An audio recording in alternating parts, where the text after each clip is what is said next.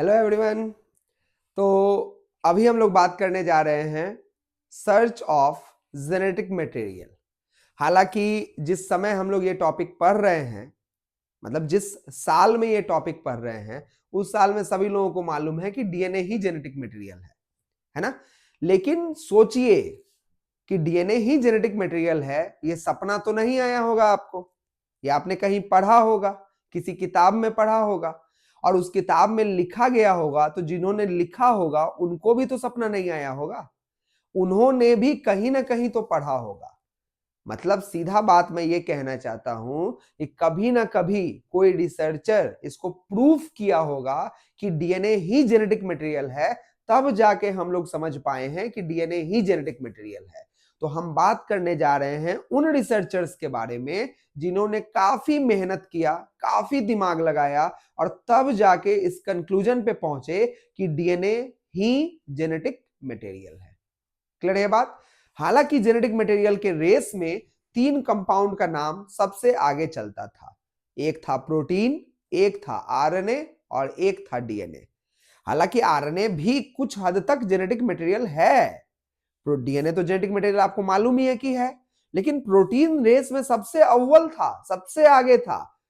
जब तक ये साबित नहीं हुआ कि डीएनए ही जेनेटिक मटेरियल है, तब तक तो प्रोटीन ही रेस में सबसे आगे था। लोग यही मानते थे कि प्रोटीन ही जेनेटिक मटेरियल है। और आप सोचिए 1869 में फ्रेडरिक मेइस्चर साहब ने डीएनए को सबसे पहले डिस्कवर किया था। अच्छा, इसके अलावा 1856 से 1863 तक 7 साल तक ड्रेजर जोहन मेंडल साहब ने पी प्लांट पाइसम सेटाइवम पे प्रिंसिपल ऑफ इनहेरिटेंस थ्योरी की पढ़ाई की थी और प्रिंसिपल्स दिया भी था। सोचिए इतना साल पहले ये सब हो चुका था, लेकिन तब तक स्टिल बहुत साल बाद तक ये साबित नहीं हो पाया कि आखिरकार जेनेटिक मटेरियल कौन है। बहुत बड़ा पंगा रहा। तब जाके 1928 में एक रिसर्चर आते हैं जिनका नाम है फ्रेडरिक ग्रिफिथ। अब इन साहब ने क्या किया, एक सीरीज ऑफ एक्सपेरिमेंट किया। मतलब एक एक्सपेरिमेंट नहीं किया है, सीरीज ऑफ एक्सपेरिमेंट किया है। और इस सीरीज ऑफ एक्सपेरिमेंट में इन्होंने साबित करने का कोशिश किया है कि कुछ तो जेनेटिक मटेरियल है।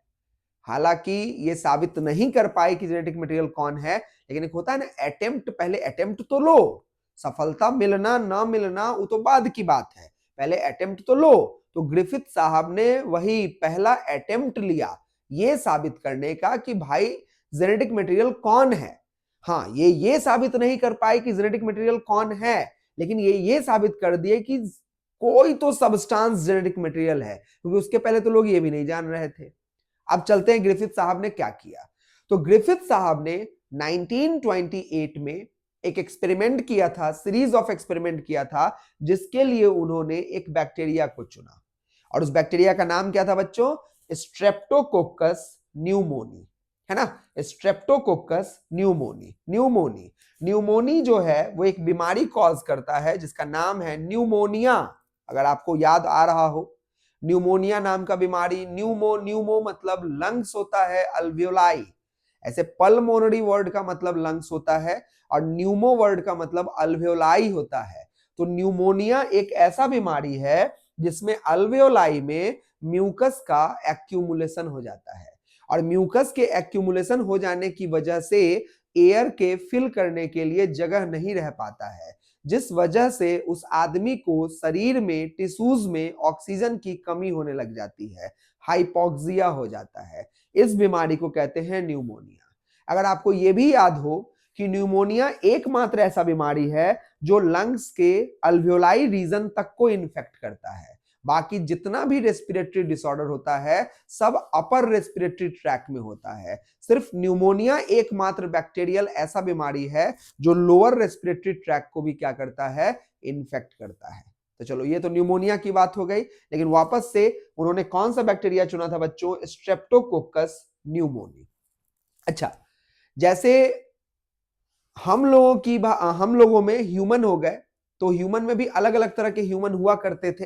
हालांकि आज के डेट में तो सिर्फ मॉडर्न मैन रहते हैं, लेकिन उसके पहले अदर अदर तरह के ह्यूमन हुआ करते थे, जैसे होमो सैपियंस निएंडरथैलिस हुआ करता था, होमो सैपियंस फॉसिलिस हुआ करता था, और हम लोग हैं होमो सैपियंस सैपियंस है। तो अलग अलग हुआ करते थे। वैसे बैक्टीरिया में भी ना अलग अलग स्ट्रेन्स होते हैं। तो स्ट्रेप्टोकोकस न्यूमोनी बैक्टीरिया के 2 स्ट्रेन को इन्होंने लिया, 2 अलग अलग स्ट्रेन को लिया। अच्छा, एक स्ट्रेन जो था ना उसका नाम था S3 स्ट्रेन।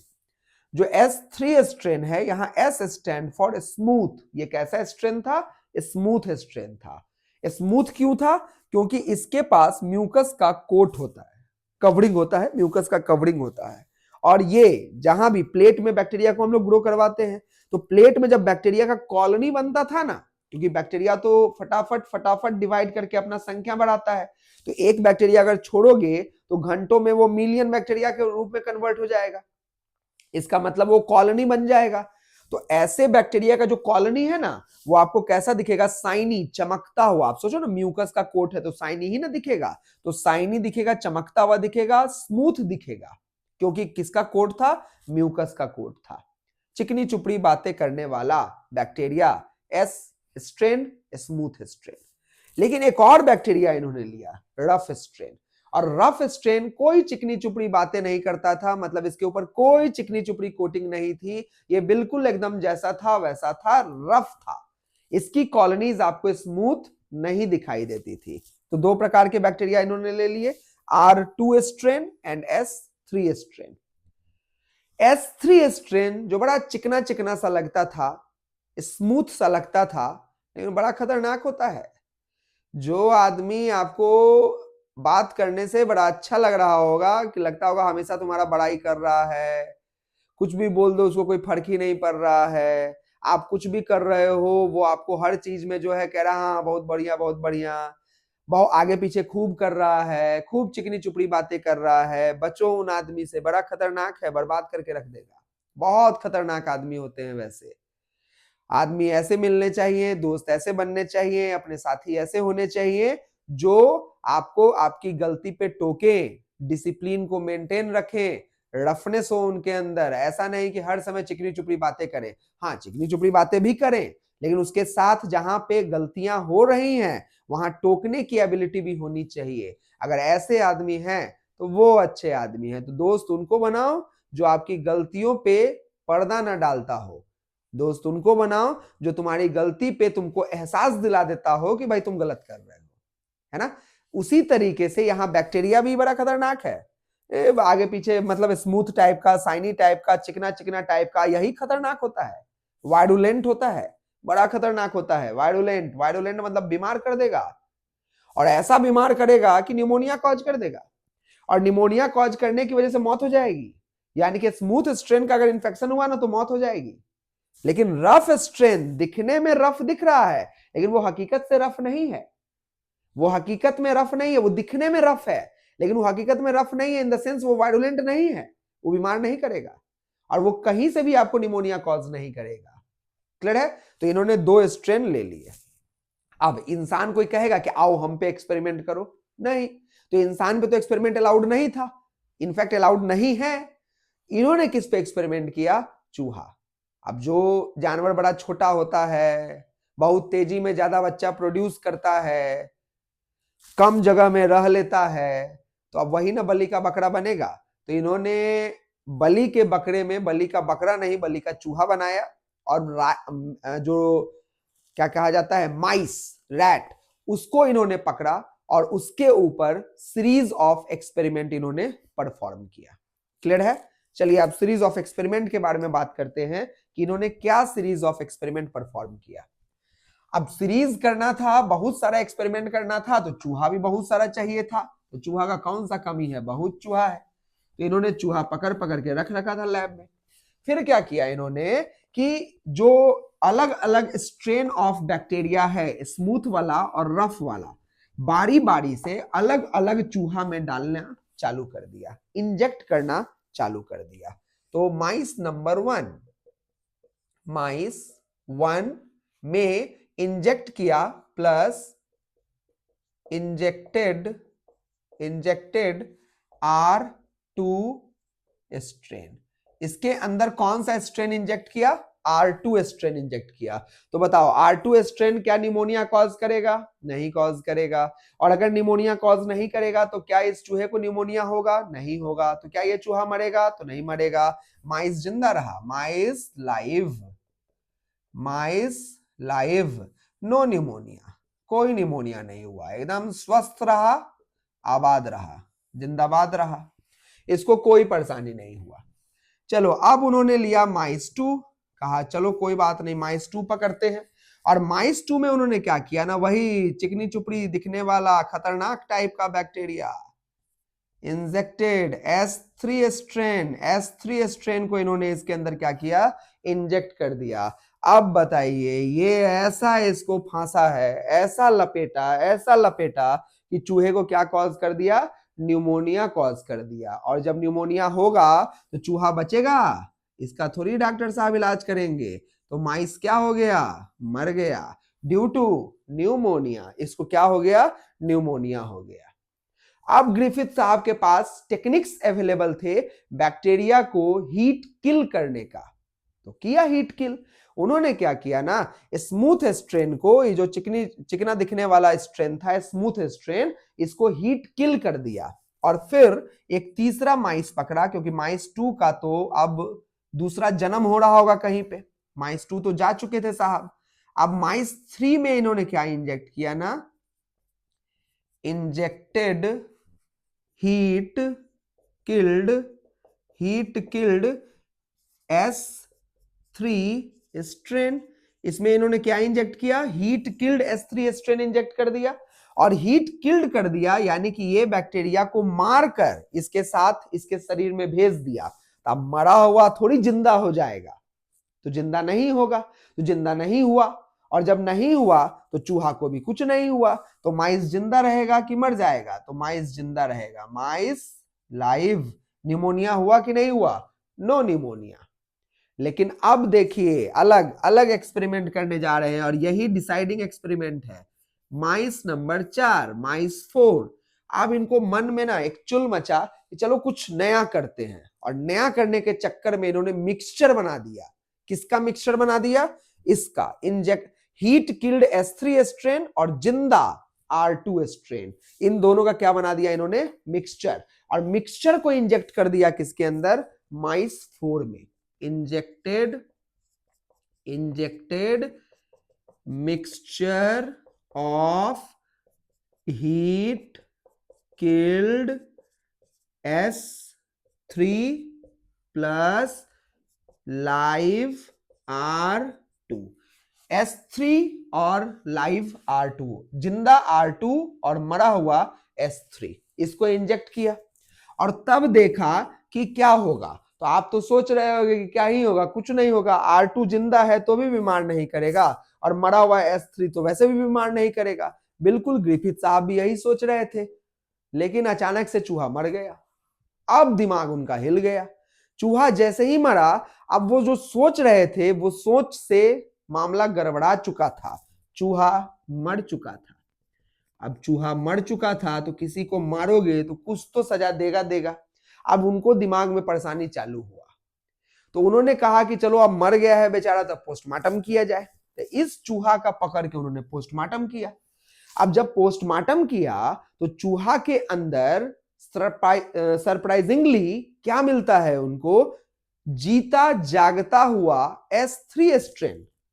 अरे मरा हुआ डाले थे, लेकिन उनको क्या मिल गया? जिंदा S3 स्ट्रेन मिला है। इसका मतलब ये S3 कहां से प्रकट हुआ? ये सब बकवास बात मत सोचिएगा कि कहीं वहां बाहर से आ गया होगा, या ये हो गया होगा, या ये वो हो गया होगा। अरे साइंटिस्ट हैं, लैब में इतना बड़ा गलती थोड़ी कर देंगे कि चूहा को कहेंगे जाओ घूम के आओ, घूमने गया होगा, फिर S3 से इन्फेक्शन ले लिया होगा, तब जाके मर गया होगा। ऐसा नहीं होता है। जो हो रहा था उनके रेगुलेशन में हो रहा था। तो उन्होंने ये डाला है, मतलब यही डाला था। लेकिन फिर भी पोस्टमार्टम के बाद चूहे के शरीर में कौन मिल रहा है? जिंदा S3 स्ट्रेन मिल रहा है। तो अब उन्होंने कहा कि पक्का ये जो मरा हुआ S3 था ना, इसने कोई सबस्टांस इसके अंदर भेजा है, या उल्टा कहो तो इसने जिंदा वाला जो है पक्का इसमें से, इस मरे हुए में से कुछ सब्सटेंस को एब्जॉर्ब किया है। चूंकि वो सब्सटेंस इसके अंदर मर जाने के बावजूद इसके अंदर था, वो सब्सटेंस मर जाने के बावजूद S3 में था, और जब वो सब्सटेंस R2 में गया तो R2 भी S3 बन गया। मतलब समझिए, ये वो सब्सटेंस है जो S3 के होने का कारण है। इसी सब्सटेंस की वजह से S3 है, और S3 मरा हुआ है तो भी उसमें ये सब्सटेंस है। और R2 ने क्या किया ना, इस सब्सटेंस को अपने अंदर ले लिया, और जब R2 ने इस सब्सटेंस को अपने अंदर ले लिया तो ये सब्सटेंस R2 को भी S3 के जैसा बना दिया। ठीक है, तो इसलिए जिंदा R2 ही ट्रांसफॉर्म हो गया। क्या हो गया? ट्रांसफॉर्म हो गया। किसमें ट्रांसफॉर्म हो गया? S3 स्ट्रेन में। और आगे की कहानी तो अब आप सोच सकते हो कि जब S3 आ चुका है तो क्या वो छोड़ेगा? तो नहीं छोड़ेगा। चूहे को निमोनिया कॉज किया और चूहा मर गया। इसी एक्सपेरिमेंट को कहते हैं transforming experiment, performed by Frederick Griffith in 1928। और उन्होंने यह साबित कर दिया कि जेनेटिक मटेरियल जो है वो कुछ तो है।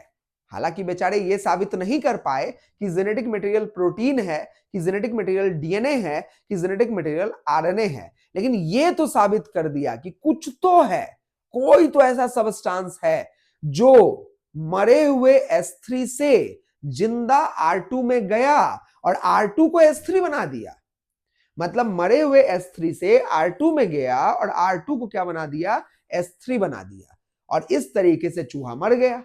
तो उन्होंने एक आइडिया डेवलप करके दे दिया जेनेटिक मटेरियल का। Some substances are transformed from heat killed S3 strain into the live R2 strain, और उन्होंने उसको बोला जेनेटिक मटेरियल।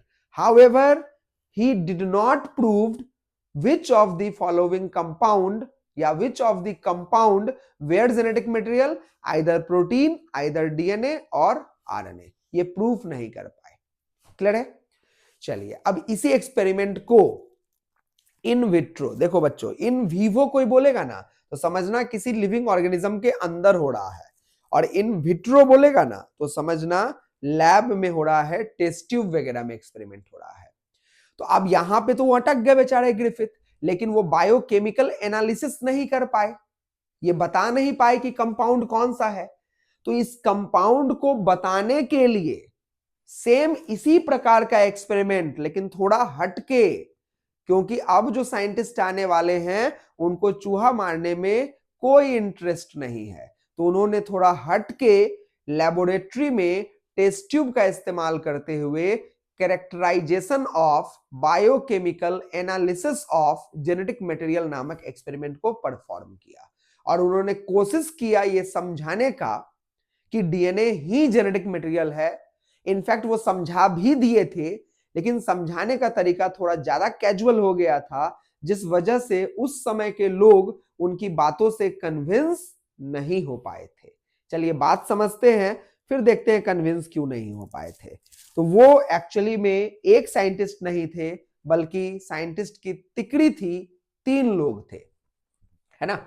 अब 3 लोगों ने मिलके कौन सा एक्सपेरिमेंट किया था? हालांकि ये सेम प्रकार का एक्सपेरिमेंट किया था, बस वो थोड़ा सा चूहा मारने में शौकीन नहीं थे, तो उन्होंने टेस्ट ट्यूब के अंदर इस प्रकार के एक्सपेरिमेंट को क्या किया था? परफॉर्म किया था, कैरेक्टराइजेशन किया था, बायोकेमिकल एनालिसिस किया था जेनेटिक मटेरियल का।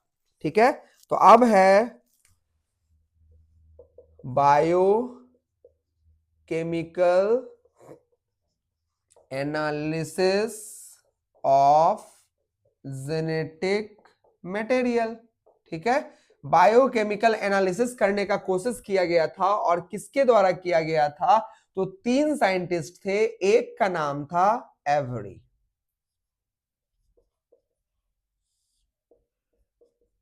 McLeod, McCarty. Avery McLeod McCarty, है ना। ओसवाल्ड एवरी साहब थे, कॉलिन मैक्लियोड साहब थे, मैककार्टी साहब थे। इन तीनों ने मिलके एक एक्सपेरिमेंट परफॉर्म किया था 1944 में। अब 1944 में इन्होंने क्या एक्सपेरिमेंट किया था, तो इन विट्रो एक्सपेरिमेंट किया था। In vitro experiment in test tube में किया था। अब इन्होंने क्या किया ना, सबसे पहले स्मूथ स्ट्रेन को पकड़ा, क्योंकि वही तो बोले ग्रिफिथ साहब, क्या बोल के गए थे कि जो स्मूथ स्ट्रेन है उसी से कोई सामान लाइव R2 स्ट्रेन में जाता है और R2 स्ट्रेन S3 बन जाता है, यही बोल के गए थे। अच्छा, आप एक और चीज जान के आश्चर्यचकित होंगे, बेचारे ग्रिफिथ साहब बोले भी नहीं कि क्या ट्रांसफॉर्म होता है, वो बोले कुछ जाता है। उस समय के लोगों ने मान लिया प्रोटीन जाता है और प्रोटीन रेस में आगे निकल गया। मतलब जब तक इन्होंने साबित नहीं किया है इन तीनों ने कि जेनेटिक मटेरियल डीएनए है, तब तक तो लोग ये मानते थे कि प्रोटीन जेनेटिक मटेरियल है। तो इनके साबित करने से पहले कौन सा कंपाउंड जेनेटिक मटेरियल के रेस में सबसे आगे था, तो वो प्रोटीन था। हालांकि इन्होंने इस मिथ को, इस मिसकंसेप्ट को गायब किया और सही चीज इन्होंने बताया। ठीक है, तो इन्होंने इन विट्रो क्या एक्सपेरिमेंट किया, इन्होंने कहा कि कारण तो वही S3 वाला सबस्टांस है, तो पहले चलो S3 को पकड़ो। जिंदा S3 को पकड़ा इन्होंने, आज जिंदा S3 से तीनों सब्सटेंस निकाल लिया, उसका डीएनए भी निकाल लिया, उसका आरएनए भी निकाल लिया और उसका प्रोटीन भी निकाल लिया। क्या किया, आइसोलेटेड डीएनए को अलग रखा, क्या निकाल लिया, आरएनए को अलग रखा और क्या निकाल लिया, protein from S3 strain. S3 strain से इन्होंने डीएनए आरएनए प्रोटीन को अलग अलग निकाल लिया। चलो निकाल लिया। अब इन्होंने देखो क्या किया है, बड़ा शानदार काम किया। ये एक टेस्ट ट्यूब ले रहे हैं। अब इस टेस्ट ट्यूब में ये क्या कर रहे हैं, कल्चर मीडिया डाल दिए हैं। और इस कल्चर मीडिया में पहले से कौन सा बैक्टीरिया डाले हुए हैं, रफ स्ट्रेन यानी कि R2 स्ट्रेन डाले हुए हैं। यहां पे भी सेम हम 4 करेंगे, यहां पे भी, वहां 4 था यहां भी ना 4 करेंगे, 4 चूहा मारे थे तो यहां भी 4 टेस्ट ट्यूब लेंगे।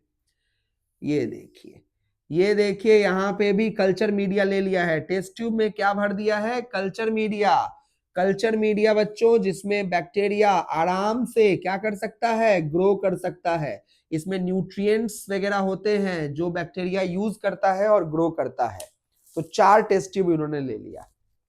अब देखिए क्या किया, चारों टेस्ट ट्यूब में इन्होंने थोड़ा थोड़ा कौन सा बैक्टीरिया डाल दिया, रफ वाला, R फॉर रफ वाला, R फॉर रफ वाला, R फॉर रफ वाला, R फॉर रफ वाला, R फॉर रफ वाला। यहां पे भी R फॉर रफ वाला, R फॉर रफ वाला, और इसमें भी उन्होंने क्या डाल दिया, रफ वाला बैक्टीरिया डाल दिया। सब में डाल दिया थोड़ा थोड़ा, पहले से डाल के रखे हुए थे। अब वो क्या किए ना, बारी बारी से क्या किए, डीएनए ऑफ S3 को इसमें डाले। पहले डीएनए को नहीं डालते क्योंकि डीएनए ही तो मेन खिलाड़ी है, उसको आखिरी के लिए बचा के रखते हैं। पहले क्या डाले, प्रोटीन डाले। उन्होंने इसमें क्या डाला, प्रोटीन ऑफ S3 स्ट्रेन। इसमें उन्होंने डाला प्रोटीन ऑफ S3 डाला, प्रोटीन ऑफ S3 डाला। इसमें उन्होंने क्या डाला ना, आरएनए ऑफ S3 डाला, आरएनए ऑफ S3 डाला। ठीक है, एंड उन्होंने देखा, डालने के बाद थोड़ी देर के बाद भी उन्होंने देखा कि इसमें कोई भी स्मूथ स्ट्रेन नहीं आया। जबकि ग्रिफिथ साहब का मानना था कि S3 से कोई सब्सटेंस R2 में जाता है और R2 को S3 बना देता है। जबकि उन्होंने प्रोटीन ऑफ S3 डाला तो R2 को कोई फर्क नहीं पड़ा, यानी कि rough strain of bacteria did not absorb the protein of S3। उन्होंने प्रोटीन ऑफ S3 को एब्जॉर्ब नहीं किया, यानी कि यहां सिर्फ कौन पाए गए, रफ पाए गए। चलिए, इस पे उन्होंने आरएनए डाला। ग्रिफिथ साहब ने कहा था कोई सबस्टेंस है जो S3 से R2 में जाता है और R2 को S3 के जैसा बना देता है। इन्होंने जब आरएनए को डाला तो देखा कि R2 ने आरएनए को एब्जॉर्ब नहीं किया है और R2 ही रह गया, वो S3 में कन्वर्ट नहीं हुआ। इसका मतलब आरएनए भी वो सबस्टांस नहीं है बच्चों। तो अब कौन होने वाला है वो सबस्टांस? तो कॉमन सेंस है, वो सबस्टांस अब डीएनए ही होने वाला है। और उन्होंने इसमें क्या डाला? उन्होंने इसमें डाला DNA, DNA of S3 and waited for the some time, and after some time he observed that यहां पे कुछ S स्ट्रेन ऑफ बैक्टीरिया भी ऑब्जर्व हो गए। यानी कि पहले से यहां R थे, लेकिन बाद में यहां R के साथ साथ S भी आ गया। इसका मतलब है बच्चों कि डीएनए ऑफ S3 ही वो सबस्टांस है, ग्रिफिथ साहब के द्वारा बोला गया सबस्टांस है, जो सबस्टांस S3 से R2 में गया और R2 को S3 के जैसा बना दिया। और यहां साबित हुआ कि डीएनए ही जेनेटिक मटेरियल है, डीएनए ही ट्रांसफॉर्मिंग मटेरियल है, डीएनए ही R2 को S3 में कन्वर्ट करता है।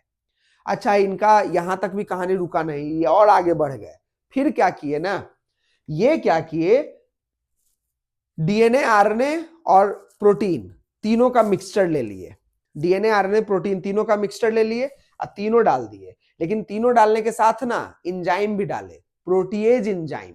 प्रोटीएज एंजाइम वो एंजाइम होता है जो प्रोटीन को तोड़ देता है। आरएनएज एंजाइम वो एंजाइम होता है जो आरएनए को तोड़ देता है, क्लीव कर देता है। और डीएनएज एंजाइम वो एंजाइम होता है जो डीएनए को क्लीव कर देता है, तोड़ देता है। तो इन्होंने एक और काम कर दिया और देखा कि अगर हम इन तीनों के साथ प्रोटीएज डाल देते हैं, प्रोटीएज, तो ट्रांसफॉर्म हुआ था, क्योंकि डीएनए तो जीता जागता गया, डीएनए में फर्क पड़ा नहीं। लेकिन अगर वो आरएनएज भी डालते हैं तो कोई फर्क नहीं पड़ा, ट्रांसफॉर्मेशन हुआ। लेकिन अगर उन्होंने डीएनएज डाल दिया ना बच्चों, डीएनएज, तो डीएनएज क्या किया, डीएनए को तोड़ दिया। और डीएनए को तोड़ दिया तो प्रोटीन और आरएनए के होने या ना होने से क्या फर्क पड़ता है? फर्क तो डीएनए के होने से फर्क पड़ता है, और डीएनए को तो उन्होंने तोड़ दिया। एक चौथा काम भी उन्होंने कर दिया, और क्या काम करके साबित कर दिया? DNA of S3 plus DNAs, ऐसे लिखना है, आखिरी में ASE लगा देना है, डीएनएज। इनका जब मिक्सचर उन्होंने डाला तो देखा नो ट्रांसफॉर्मेशन, कोई भी R स्मूथ में कन्वर्ट नहीं हुआ बच्चों। तो यहां पे उन्होंने कहा कि क्या प्रोटीएज एंजाइम, क्या प्रोटीएज एंजाइम R2 को S3 में कन्वर्ट होने से रोकता है? नहीं रोकता है। क्या आरएनएज एंजाइम R2 को S3 में कन्वर्ट होने से रोकता है? नहीं रोकता है। लेकिन क्या डीएनएज एंजाइम R2 को S3 में कन्वर्ट होने से रोकता है? रोकता है, क्योंकि भाई S3 का डीएनए ही तो R2 में जाता है, और उसी डीएनए को तुम दोगे तोड़, तो फिर R2 में जाएगा कौन? और R2 में अगर डीएनए जाएगा नहीं तो R2S3 बनेगा कैसे? इसका मतलब डीएनएज नामक एंजाइम ट्रांसफॉर्मेशन के एक्सपेरिमेंट को क्या करता है? अफेक्ट करता है। तो बताओ बच्चों, इस छोटे से एक्सपेरिमेंट के माध्यम से इन्होंने ये साबित किया कि नहीं किया कि डीएनए ही जेनेटिक मटेरियल है? लेकिन इनके बताने का तरीका बड़ा कैजुअल सा था। जैसे आपके नीट में 4 ऑप्शन आते हैं, अब 4 ऑप्शन आते हैं और आपने क्वेश्चन पढ़ा, और क्वेश्चन पढ़ने के बाद सीधा आंसर आया, इसका मतलब है आपका कंसेप्ट क्लियर है, you are very much convinced about the question and you know the concept and you can answer it very well. but अगर आपने क्वेश्चन पढ़ा और वो आपके पल्ले नहीं पड़ रहा है, तब आप ऑप्शन पढ़ते हो और फिर सोचते हो ए वाला नहीं होगा क्योंकि कुछ और है, बी वाला नहीं होगा क्योंकि ये कुछ और है, सी वाला नहीं होगा क्योंकि ये कुछ और है, तब बचा कौन? यही डी वाला तो आंसर होगा, क्योंकि ए बी सी जो है वो तो नहीं है, इसका मतलब आंसर कौन है? डी है। आंसर तो आप जैसे तैसे करके बना लिए, शायद सही भी हो गया, लेकिन क्या आप कन्विंस्ड हैं? क्या आपका कंसेप्ट बिल्कुल क्लियर था? क्या आपको क्वेश्चन बड़ा बढ़िया से समझ में आता था? नहीं, आप तुक्का मार के बनाए हो क्वेश्चन। इसका मतलब ये एक्सपेरिमेंट एग्जैक्टली डीएनए के सेंस में नहीं है। इन्होंने कहा प्रोटीन नहीं कर रहा है, आरएनए नहीं कर रहा है, डीएनए कर रहा है। प्रोटीएज अफेक्ट नहीं करता है, आरएनएज अफेक्ट नहीं करता है, डीएनएज अफेक्ट कर देता है। इसका मतलब है ये दो को छांट के तीसरे को निकाल रहे हैं। इसीलिए उस समय के लोगों ने कहा कि ना ना ना ना, हालांकि एक्सपेरिमेंट बड़ा शानदार था, बड़ा बढ़िया चीज समझा दिए थे, लेकिन उस समय के लोग ज्यादा कन्विंस नहीं हो पाए। हालांकि एक्सपेरिमेंट में कोई दिक्कत नहीं था, फिर भी एक आइडिया तो मिल गया ना कि डीएनए ही जेनेटिक मटेरियल है। लेकिन एक बढ़िया अच्छा एक्सपेरिमेंट का अभी भी इंतजार था, और वो एक्सपेरिमेंट हुआ है, और वो एक्सपेरिमेंट करने वाले रिसर्चर जो हैं उनका नाम है Alfred Hershey and Martha chase. Hershey and chase. अब इन दोनों साहब ने क्या एक्सपेरिमेंट परफॉर्म किया? इन दोनों ने चूहा वूहा नहीं पकड़ा, इन दोनों ने वायरस पकड़ा है और बैक्टीरिया पकड़ा है।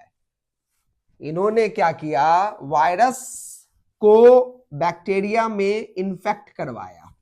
वैसे वायरसेस जो बैक्टीरिया को इन्फेक्ट करते हैं उनको हम कहते हैं बैक्टीरियोफेज। वैसे वायरस जो साइनोबैक्टीरिया को इन्फेक्ट करते हैं वैसे वायरसेस को हम कहते हैं साइनोफेज। तो अगर फेज नाम लिखा होगा तो समझ जाइएगा वो बैक्टीरिया के बारे में बोला जा रहा है, और फेज नाम लिखा होगा तो समझ जाइएगा वो वायरस के बारे में बोल रहा है, और बैक्टीरियोफाज का मतलब होता है बैक्टीरिया को इन्फेक्ट करने वाला वायरस। ठीक है, तो अब जो एक्सपेरिमेंट हुआ था उस एक्सपेरिमेंट के माध्यम से जेनेटिक मटेरियल जो है वो क्या हो गया था? साबित हो गया था। किसने किया था? तो इसको करने वाले का नाम है Alfred Hershey and Martha chase. अब इन दोनों ने क्या एक्सपेरिमेंट परफॉर्म किया था? इन्होंने सबसे पहले क्या किया? एक बैक्टीरियोफाज लिया। बैक्टीरियोफाज, अच्छा कौन सा बैक्टीरियोफाज लिया इन्होंने? T2 बैक्टीरियोफाज लिया। T2 bacteriophage. T2 बैक्टीरियोफाज वो वायरस होता है जिसका जेनेटिक मटेरियल डीएनए होता है, तो इन्होंने T2 बैक्टीरियोफाज लिया। बिल्कुल सही सुन रहे हो बच्चों, वायरस का जेनेटिक मटेरियल डीएनए भी होता है, वायरस का जेनेटिक मटेरियल आरएनए भी होता है। वायरस का जेनेटिक मटेरियल डीएनए में सिंगल स्ट्रैंडेड डीएनए भी होता है, डबल स्ट्रैंडेड डीएनए भी होता है, और आरएनए में सिंगल स्ट्रैंडेड आरएनए भी होता है और डबल स्ट्रैंडेड आरएनए भी होता है। जैसे रियो वायरस, एनिमल में इन्फेक्ट करने वाला वायरस है रियो वायरस, इसका genetic material double stranded RNA होता है। राइस ड्वार्फ वायरस प्लांट को इन्फेक्ट करने वाला वायरस है और इसका भी genetic material double stranded RNA होता है। सिंगल स्ट्रैंडेड आरएनए वाला तो मोस्ट फेमस, जिसका नाम अंतिम समय तक हम लोगों को याद होगा, तांडव मचाया था, corona virus, single stranded RNA virus.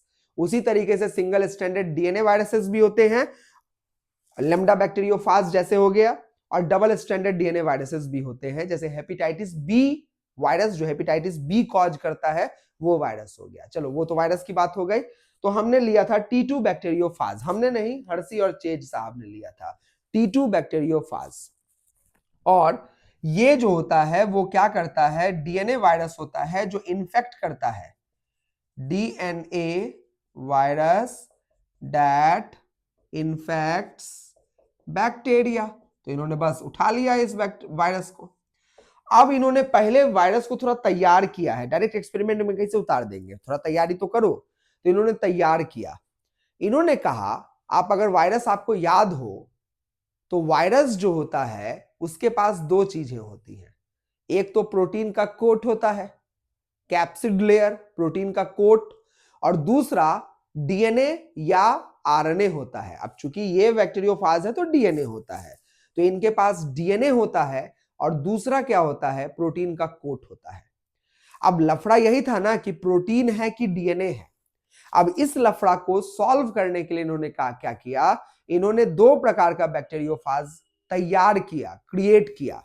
एक ऐसा बैक्टीरियोफाज क्रिएट किया जिस बैक्टीरियोफाज का जो प्रोटीन का कोट होगा उसको रेडियो एक्टिव कर दिया, और एक ऐसा बैक्टीरियोफाज तैयार किया जिसके अंदर जो डीएनए होता है उसको रेडियो एक्टिव कर दिया।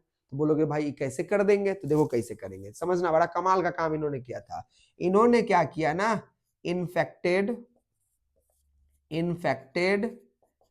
Bacteria with T2 bacteriophage and cultured this bacteria on culture media having radioactive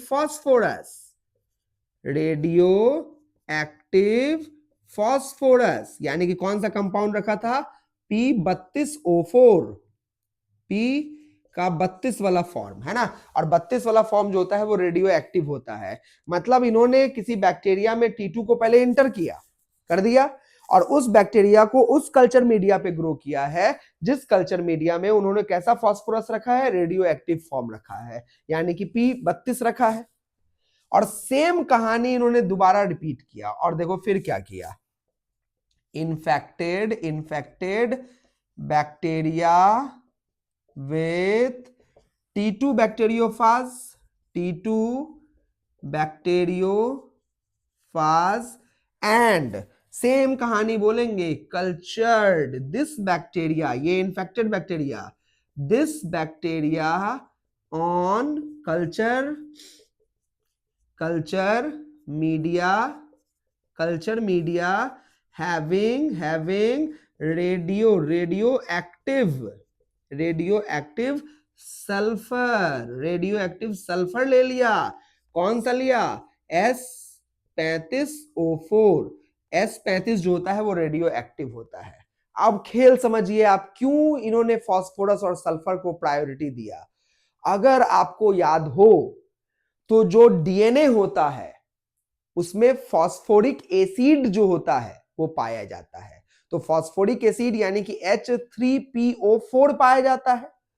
और सोचिए अगर हम बैक्टीरिया को एक ऐसे कल्चर मीडिया में ग्रो करेंगे जिसमें radio active source of phosphorus है, तो बैक्टीरिया जो नया वाला डीएनए बनाएगा वो तो कॉमन सेंस है ना भाई, कि उसी कल्चर मीडिया से फास्फोरस को एब्जॉर्ब करके और उसी फास्फोरस का इस्तेमाल करके नया वाला डीएनए बनाएगा। और उसी बैक्टीरिया के अंदर वायरस है और वो भी जब अपना डीएनए बनाएगा तो वही बैक्टीरिया के अंदर जो फास्फोरस आया है उसी का इस्तेमाल करके बना लेगा। तो अल्टीमेटली बैक्टीरिया कहां से फास्फोरस ले रहा है, वो प्लेट से। अब प्लेट में तुम कौन सा फास्फोरस डाल दिए हो, रेडियो एक्टिव वाला। तब बैक्टीरिया लिया प्लेट से, वायरस लिया बैक्टीरिया से, और अल्टीमेटली जो वायरस का नया डीएनए कॉपी बनेगा, उस कॉपी में अब जो फास्फोरस होगा वो कैसा फास्फोरस होगा, रेडियो एक्टिव होगा। So simple. इन्होंने एक बैक्टीरियोफाज तैयार किया कि नहीं किया। अब तुम बोलोगे डायरेक्ट भी तो कर सकते थे भाई, वायरस डायरेक्ट कब से ग्रो करने लग गया। वायरस किसी ना किसी सेल के अंदर ही ग्रो करता है, डिवाइड करता है, मल्टीप्लाई करता है। वायरस तो हमारे सेल के अंदर जाके हमारे सेलुलर मशीनरी का इस्तेमाल करता है और तब जाके वो रेप्लिकेट करता है ना, वो अपना संख्या बढ़ाता है। तो वो संख्या बढ़ाने के लिए वायरस को किसी सेल की तो जरूरत है, तो इन्होंने बैक्टीरियोफाज लिया क्योंकि ये बैक्टीरिया को पकड़ना बड़ा आसान था, बैक्टीरिया पे काम करना बड़ा आसान था। तो बताओ इन्होंने एक ऐसा बैक्टीरियोफाज बना लिया ना जिसका डीएनए कैसा होगा, रेडियो एक्टिव होगा। तो बोलोगे सर इधर सल्फर काहे ले लिए। अगर आपको याद हो तो जो प्रोटीन होता है वो अमीनो एसिड का चेन होता है, याद आ रहा है, अमीनो एसिड का चेन होता है, यानी कि अमीनो एसिड आपस में पेप्टाइड बॉन्ड की मदद से जुड़ते हैं और एक लंबा लंबा लंबा लंबा चेन बना देते हैं जिसको हम लोग प्रोटीन कहते हैं। अब भाई अमीनो एसिड अलग अलग प्रकार का होता है, जैसे एसिडिक अमीनो एसिड होता है, गुल्टामिक एसिड हो गया, एस्पार्टिक एसिड हो गया। बेसिक अमीनो एसिड होता है जैसे आपका लाइसिन हो गया। उसके अलावा न्यूट्रल अमीनो एसिड होता है जैसे आपका ग्लाइसिन हो गया, एलानिन हो गया, है ना, ये सब न्यूट्रल है।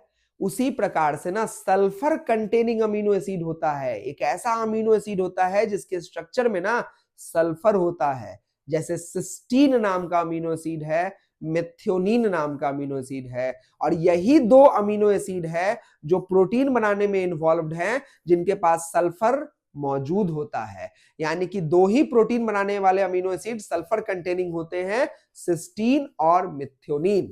साइड करिए नाम को, प्रोटीन में सल्फर होता है लेकिन डीएनए में सल्फर नहीं होता है। और इन्होंने इस कंसेप्ट का इस्तेमाल करते हुए एक ऐसा बैक्टीरियोफाज बना दिया जिसका रेडियो एक्टिविटी कहां है, प्रोटीन में है कि डीएनए में है। तो यहां बैक्टीरियोफाज बना विथ रेडियो एक्टिव प्रोटीन और यहां बैक्टीरियोफाज बना विथ रेडियो एक्टिव डीएनए। बताओ समझ में आया कि नहीं आया? फटाफट बताते चलना, समझ में आया कि नहीं आया? यहां पे हम बोलेंगे bacteriophage, bacteriophage with radio active DNA formed, radio active DNA formed. और यहां पे क्या बोलेंगे, bacteriophage, bacteriophage with radio active protein formed. यहां पे रेडियो एक्टिव प्रोटीन वाला बैक्टीरियोफाज क्या हो गया, फॉर्म हो गया। तो ये दोनों काम हमारा हो चुका था। बस दोनों बैक्टीरियोफाज को निकाल निकाल के अलग अलग रखो, तैयारी हो चुकी थी। अब था एक्सपेरिमेंट का। अब चलिए देखते हैं एक्सपेरिमेंट में इन्होंने क्या किया। अब इन्होंने क्या किया ना, दो प्रकार का बैक्टीरिया लिया, मतलब एक ही बैक्टीरिया का दो कॉलोनी लिया, अलग अलग प्लेट पे लिया। और अब इन्होंने तीन काम किया है। क्या क्या काम किया है ना? अब इन्होंने क्या किया ना, एक बैक्टीरिया में इस वाले बैक्टीरियोफाज से इन्फेक्ट किया, मतलब वो बैक्टीरियोफाज से इन्फेक्ट किया जिसके पास रेडियो एक्टिव डीएनए था, और दूसरे वाले बैक्टीरिया में उस बैक्टीरियोफाज से इन्फेक्ट किया जिसके पास रेडियो एक्टिव क्या था, प्रोटीन था, है ना? तो दोनों से अलग अलग बैक्टीरिया को क्या करवा दिया, इन्फेक्ट कर दिया। हकीकत बात यह है कि वो जानना चाहते थे कि भाई बैक्टीरिया में जाता क्या है, क्योंकि वायरस जो होता है वो पूरा का पूरा बैक्टीरिया में नहीं जाता है बच्चों। वायरस पूरा का पूरा किसी भी सेल में नहीं जाता है, वायरस का कोई सब्सटेंस जाता है, और इसी सब्सटेंस को तो पकड़ना था कि भाई कौन सा सब्सटेंस है जो अंदर जाता है। तो इन्होंने तीन स्टेप में काम किया। पहला स्टेप इन्होंने क्या किया, इन्फेक्शन। अब समझिए इन्फेक्शन में इन्होंने क्या किया।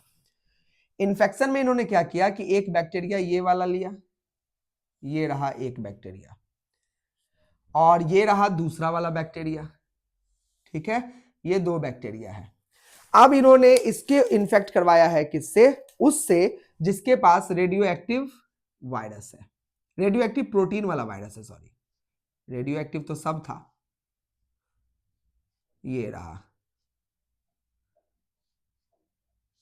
ये है, और इसके पास रेडियो एक्टिव कौन है, प्रोटीन था, और ये जो है वो डीएनए है यहाँ पे, वो रेडियो एक्टिव नहीं है, और ब्लू कलर का जो है वो रेडियो एक्टिविटी यहाँ पे है, ठीक है, blue colour is for radio activity. तो यहाँ पे रेडियो एक्टिव कौन है, प्रोटीन है।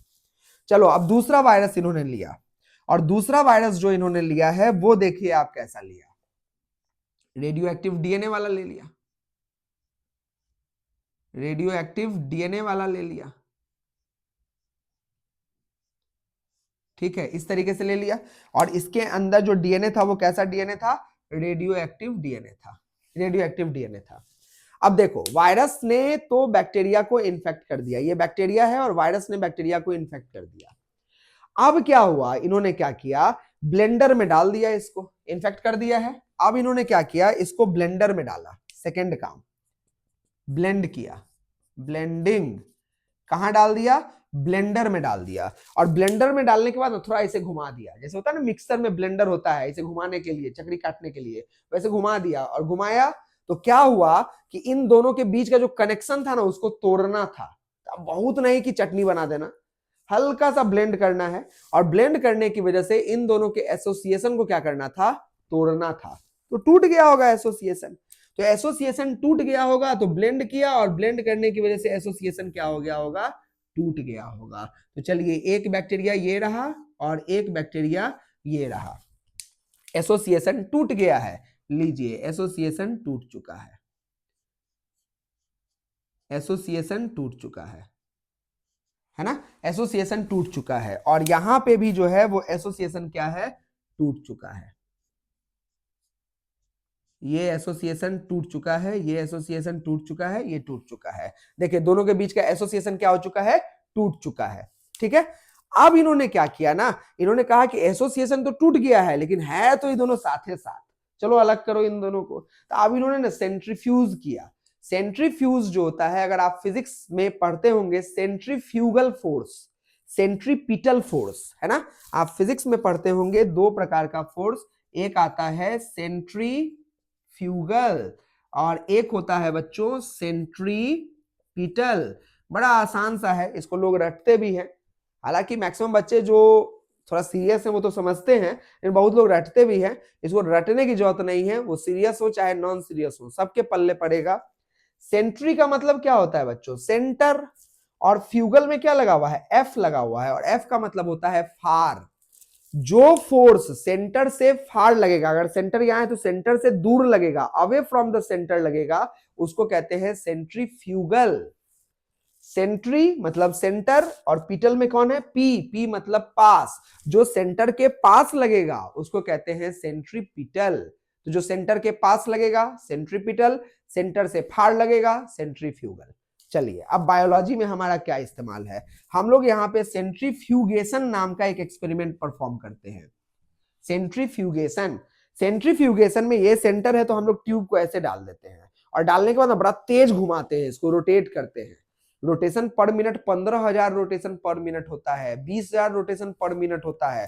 और जब बहुत तेजी में रोटेट करवाते हैं ना, तो क्या होता है ना, जो भारी सामान होता है वो नीचे सेटल डाउन हो जाता है, और जो हल्का सामान होता है वो ऊपर तैर रहा होता है। जो भारी सामान नीचे सेटल डाउन हो जाता है ना, उसको हम लोग पेलेट कहते हैं, और जो ऊपर तैर रहा होता है ना, उसको हम लोग सुपर नेटेंट कहते हैं।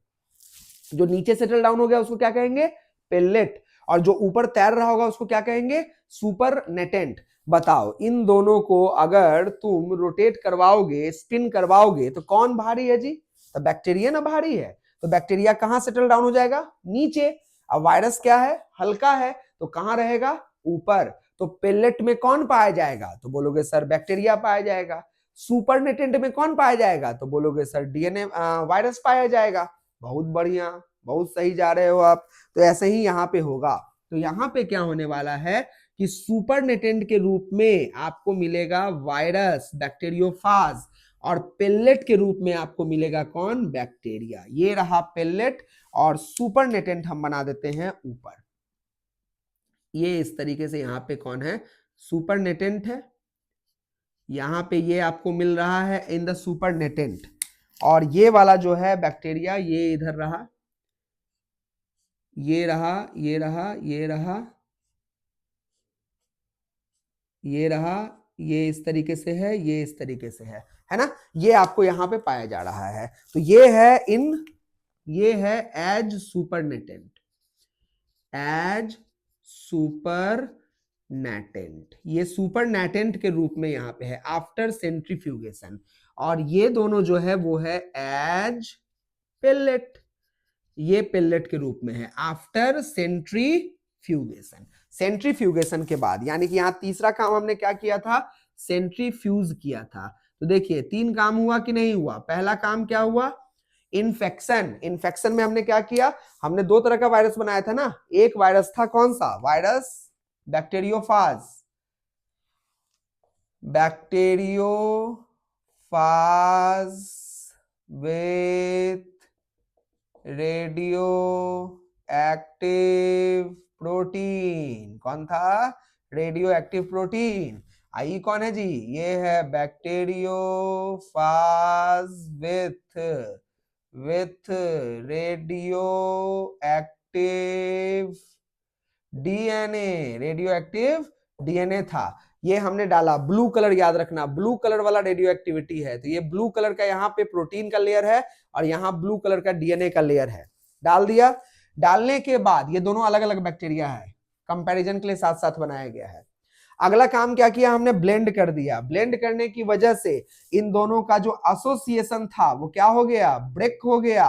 ब्रेक होने के बाद दोनों जुदा हो गया, लेकिन अभी ज्यादा अलग अलग नहीं हुआ था। अब हमको पूरा बढ़िया से सेपरेट करना था, तो हमने सेंट्रीफ्यूज में उसको स्पिन कर दिया, और जब बड़ा तेजी में जब सेंट्रीफ्यूज किए तो भारी सामान नीचे जम गया, उसको कहते हैं पिल्लेट, और हल्का सामान ऊपर तैर रहा था उसको कहते हैं सुपरनेटेंट। बैक्टीरियोफाज कहां मिलेगा जी? सुपरनेटेंट में। और पिल्लेट में कौन मिलेगा? तो बैक्टीरिया मिलेगा। तो बोलोगे इससे क्या साबित हुआ सर? अब न साबित होगा, हड़बड़ाओ मत। देखो जरा, ये जो बैक्टीरियोफाज होता है ना, ये अपना क्या अंदर भेजता है? डीएनए भेजता है।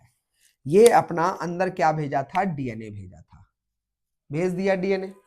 इसका डीएनए ना बैक्टीरिया के डीएनए के साथ इनकॉर्पोरेट होता है, और जैसे जैसे बैक्टीरिया अपने डीएनए का कॉपी बनाता है, रेप्लिकेट करता है, वैसे वायरस का भी कॉपी बन जाता है, और इससे मल्टीपल कॉपी ऑफ वायरस तैयार होता है। लेकिन इसके अंदर जो नया वाला वायरस बना होगा, ध्यान से सुनना, इसके अंदर जो नया वाला वायरस बना होगा, उस वायरस में डीएनए तो कौन वाला गया होगा? लाल वाला। और लाल वाला डीएनए तो रेडियो एक्टिव है ही नहीं, क्योंकि इसमें तो रेडियो एक्टिव प्रोटीन है। तो लाल वाला डीएनए कैसा डीएनए है जी? नॉन रेडियो एक्टिव है। तो बताओ तो जरा, इस बैक्टीरिया में क्या रेडियो एक्टिव वायरस बना होगा? नहीं बना होगा। चलो इधर कौन गया होगा भाई? ब्लू वाला डीएनए गया होगा। ब्लू वाला डीएनए बोले तो रेडियो एक्टिव डीएनए, ब्लू वाला डीएनए बोले तो रेडियो एक्टिव डीएनए। फिर वही कहानी, ये डीएनए बैक्टीरिया के डीएनए के साथ जुड़ गया होगा, और जुड़ने के बाद बैक्टीरिया के डीएनए के रेप्लिकेशन के साथ साथ अपना भी कॉपी बनाता होगा, तो new new new new virus बनता होगा, बहुत न्यू वायरस बनता होगा। तो बताओ इसके अंदर नया नया वायरस बना होगा कि नहीं बना होगा? बिल्कुल बना होगा सर। और अगर ये बना होगा तो कैसा वायरस बना होगा? रेडियो एक्टिव डीएनए वाला कि रेडियो एक्टिव प्रोटीन वाला? आप बोलोगे सर जब डीएनए ही आया है रेडियो एक्टिव वाला, तो जो वायरस भी बना होगा वो कैसा वाला बना होगा? रेडियो एक्टिव डीएनए वाला होगा। यानी कि कुल मिला के कहानी सिंपल है कि इस बैक्टीरिया में जो रेडियो एक्टिविटी है वो ऑब्जर्व होगी कि नहीं होगी? तो ऑब्जर्व होगी। इस बैक्टीरिया में क्या रेडियो एक्टिविटी ऑब्जर्व होगी? नहीं ऑब्जर्व होगी। क्लियर बात है? चलिए, तो चूंकि उतना लंबा वेट नहीं करना है, वायरस को बहुत ज्यादा संख्या नहीं बढ़ाने देना है, ये तो हम आपको सोचने के लिए बोले हैं। यहां सिंगल स्टेप में काम करना है। इन्फेक्ट करवाओ, ब्लेंड करवाओ, सेंट्रीफ्यूज करवाओ, ज्यादा ताम झाम का इंतजाम ना करो, है ना। तो इन्फेक्ट करवाए, ब्लेंड करवाए, सेंट्रीफ्यूज करवाए। तो बताओ तो जरा, बताओ इसमें ललका डीएनए गया होगा, इसमें भी ललका डीएनए गया होगा, इसमें कौन डीएनए गया होगा? ब्लू वाला। इसमें कौन डीएनए गया होगा? ब्लू वाला। अब ब्लू डीएनए ना रेडियो एक्टिव डीएनए है जी, तो blue DNA radio active DNA है। तो बताओ तो ये बैक्टीरिया में रेडियो एक्टिविटी नहीं होगा? बिल्कुल होगा। तो बताओ तो पेलेट में रेडियो एक्टिविटी नहीं होगा? बिल्कुल होगा। अरे कौन से पेलेट में रेडियो एक्टिविटी होगा? अरे उसी पेलेट में रेडियो एक्टिविटी होगा जिसको आपने किस बैक्टीरियोफाज से इन्फेक्ट किया था? रेडियो एक्टिव डीएनए वाले से इन्फेक्ट किया था, रेडियो एक्टिव डीएनए वाले से इन्फेक्ट किया था। क्या इस बैक्टीरिया में रेडियो एक्टिविटी होगा? नहीं होगा। क्या इस मिक्सचर में रेडियो एक्टिविटी होगा? अरे होगा। कहां होगा? सुपरनेटेंट में होगा। तो देखो, वो बैक्टीरिया जिसमें आपने उस बैक्टीरियोफाज से इन्फेक्ट किया जिसका रेडियो एक्टिव प्रोटीन था, वहां रेडियो एक्टिविटी कहां ऑब्जर्व हुआ? तो आप बोलेंगे सर बैक्टीरिया में रेडियो एक्टिविटी ऑब्जर्व नहीं होगा, लेकिन उसके सुपरनेटेंट में रेडियो एक्टिविटी ऑब्जर्व हुआ। फिर एक दूसरा बैक्टीरियोफाज जिसके पास रेडियो एक्टिव डीएनए था, उससे जब आपने बैक्टीरिया को इन्फेक्ट करवाया, तो बताइए रेडियो एक्टिविटी कहां ऑब्जर्व होगा? तो आप बोलेंगे सर पेलेट यानी कि बैक्टीरिया में रेडियो एक्टिविटी ऑब्जर्व होगा, लेकिन सुपरनेटेंट में रेडियो एक्टिविटी ऑब्जर्व नहीं होगा। सब बातों को भूल जाइए। ये बैक्टीरिया में कैसे रेडियो एक्टिविटी आ गया? तो काहे कि बैक्टीरिया में इस वायरस का डीएनए गया है। कौन गया है? डीएनए गया है। अरे यही तो ढूंढना था कि जाता कौन है? डीएनए जाता है। बताओ साबित हो गया कि नहीं हो गया? कौन है जेनेटिक मटेरियल? डीएनए की प्रोटीन? डीएनए है सर, बिल्कुल डीएनए है सर, क्योंकि प्रोटीन तो हो ही नहीं सकता है। अगर प्रोटीन होता तो प्रोटीन रेडियो एक्टिव था तो बैक्टीरिया भी रेडियो एक्टिव होना चाहिए था, क्योंकि जेनेटिक मटेरियल का कहना है कि हम तो अंदर जाएंगे और तब बताएंगे कि हम जेनेटिक मटेरियल हैं। लेकिन ये तो अंदर गया ही नहीं, तो बाहर रह गया। लेकिन यहां डीएनए अंदर गया, तो बताइए जेनेटिक मटेरियल कौन है? डीएनए ही जेनेटिक मटेरियल है। और यहां पे साबित हो चुका था, सर्च ऑफ जेनेटिक मटेरियल खत्म हो चुका था और आ चुका था DNA as the genetic material. Clear हुआ कि नहीं हुआ? तो इन साहब लोगों का बहुत बहुत धन्यवाद है कि इन लोगों ने मिलके ये साबित कर दिया कि आखिरकार माता पिता से हमारे अंदर क्या आता है, जिस वजह से हम कुछ कुछ इंसानों जैसा ही है, कुछ कुछ क्या है, हम तो पूरा ही इंसान है, लेकिन माता पिता से मैच भी करते हैं और बहुत सारे जगहों पे वेरिएशन भी है। अल्टीमेट चीज है, आता क्या है? डीएनए। हर लिविंग ऑर्गेनिज्म अपने बच्चों को क्या भेजता है? डीएनए। मेंडल साहब तो डीएनए का नाम नहीं ले पाए थे, लेकिन अब साबित हो चुका था, हर्सी एंड चेज साहब ने साबित कर दिया कि भाई कुछ इधर उधर का चीज नहीं जाता है, डीएनए ही जाता है। और डीएनए ही कौन है? Genetic material. लेकिन आरएनए कोने में बैठा बैठा मंद मंद मुस्कुरा रहा था और सोचा बड़ा डीएनए डीएनए कर लिए, हम नहीं है क्या? तो आरएनए भी जेनेटिक मटेरियल है। और इनफैक्ट ये बात है कि पहले जो इवोल्यूशन हुआ होगा, उस इवोल्यूशन में आरएनए ही पहले बना होगा और डीएनए बाद में बना होगा। क्योंकि खुराना साहब एक बहुत बड़े रिसर्चर थे और उन्होंने डीएनए को आर्टिफिशियली सिंथेसाइज किया है। हालांकि Khorana was not the first man to synthesise DNA artificially, उनसे पहले भी सिंथेसाइज किया जा चुका है। कॉर्नबर्ग साहब ने डीएनए को सबसे पहले आर्टिफिशियली सिंथेसाइज किया था। लेकिन खुराना साहब जब डीएनए सिंथेसाइज करने गए ना, तो उनसे आरएनए बन गया। तो यहां पे साबित हुआ कि भाई आरएनए सिंपल है और डीएनए कॉम्प्लेक्स है। इसका मतलब धरती पे जो इवोल्यूशन हुआ है उसमें तो पहले सिंपल चीजें बनती हैं, बाद में कॉम्प्लेक्स चीज बनती है। तो पहले डीएनए कैसे बन सकता है? यानी कि आज सब जगह सबका genetic material DNA DNA DNA है। कुछ वायरसेस को छोड़ दो तो सबका जेनेटिक मटेरियल डीएनए है।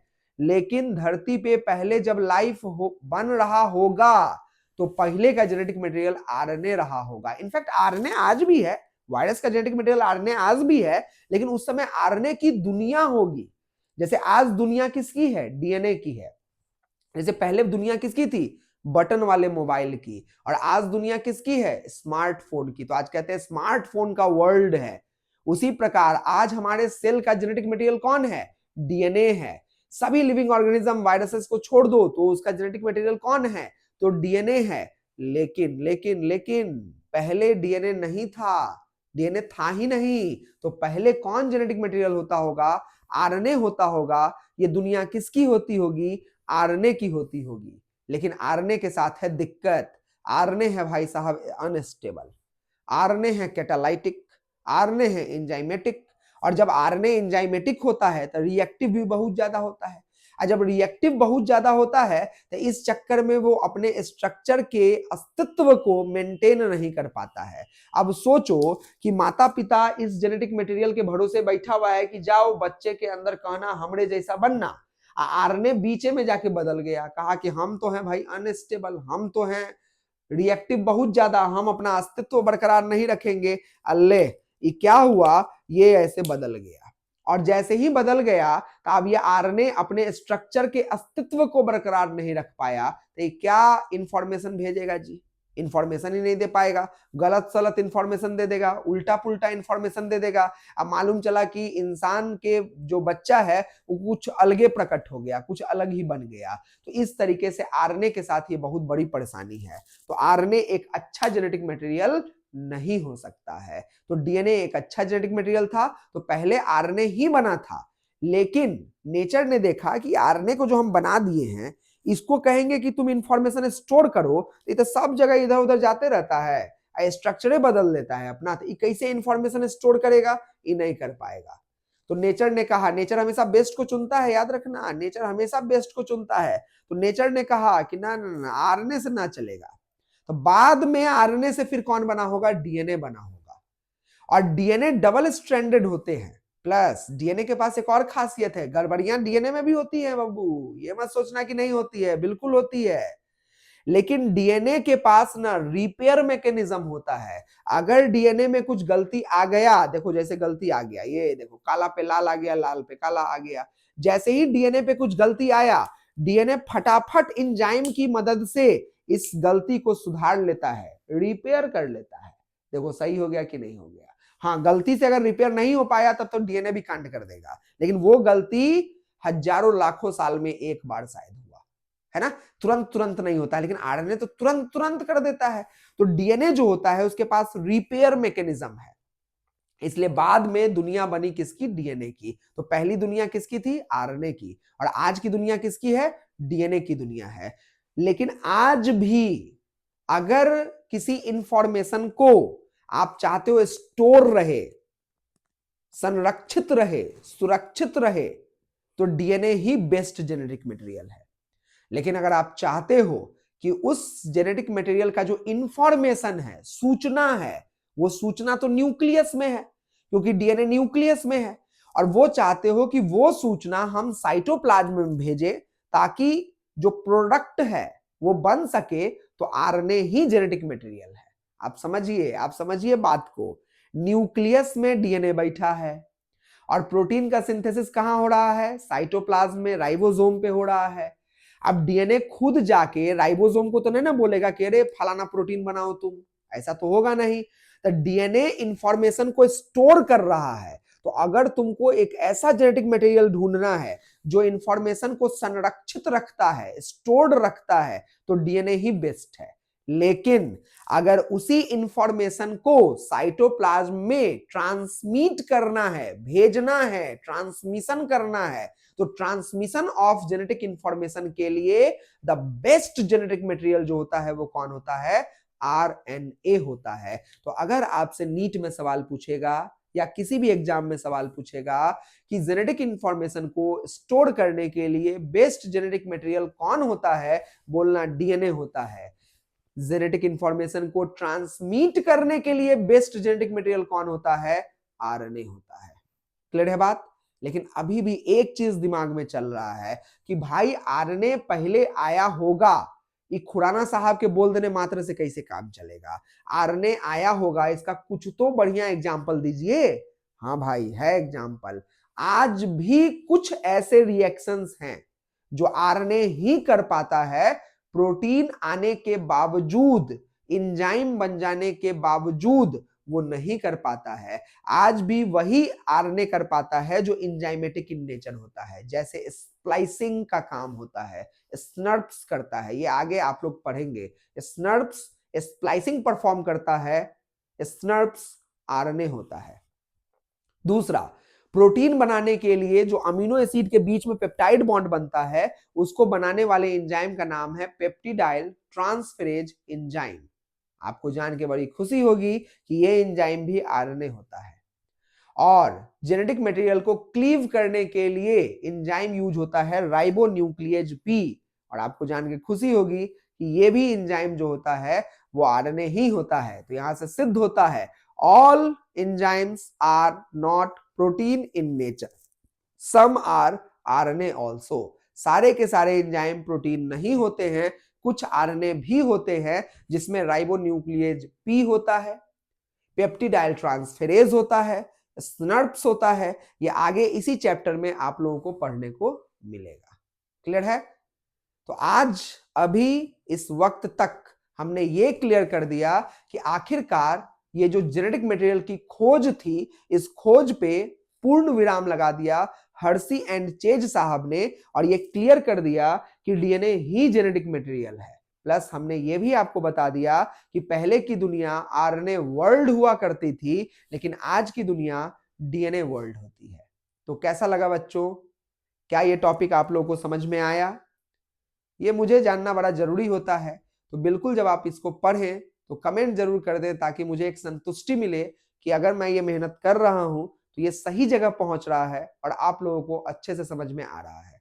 फिर भी अगर कोई डाउट रह जाता हो तो उसको कृपया करके कमेंट सेक्शन में जरूर डालें, या तो मैं उसको वहीं समझा दूंगा, या फिर उसके लिए अगर जरूरत पड़ी तो एक अलग वीडियो में उसको समझाकर अपलोड कर दूंगा।